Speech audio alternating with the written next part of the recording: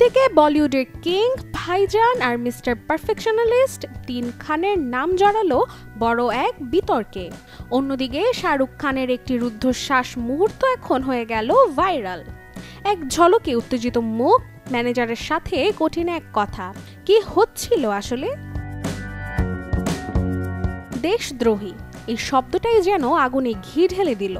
Twitter এক্সে শর্মিষ্ঠা নামে এক নারীর পোস্ট ঘিরে ঝড় উঠেছে সোশ্যাল মিডিয়ায়।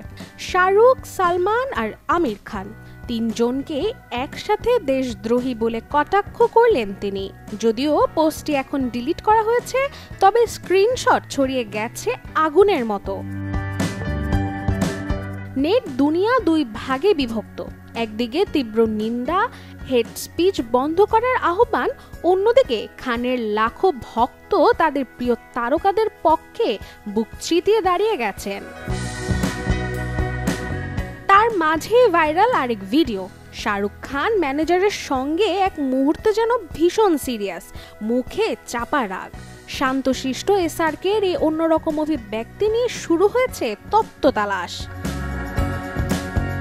কারো মতে নতুন কোনো সিনেমা নিয়ে টেনশন, কেউ বলছে পারিবারিক কিছু, আবার অনেকে বলছেন এই বিতর্কিত পোস্টের রেশ এসে পড়েছে কিং খানের মুডেও।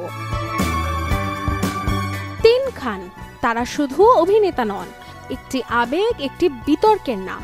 কে ঠিক কে ভুল সেটা ভবিষ্যৎ বলবে, কিন্তু এটা স্পষ্ট শাহরুখ, সালমান, আমির যখন আলোচনায় থাকেন তখন নেট দুনিয়া চুপ করে বসে থাকতে পারে না। Desk report, channel 24।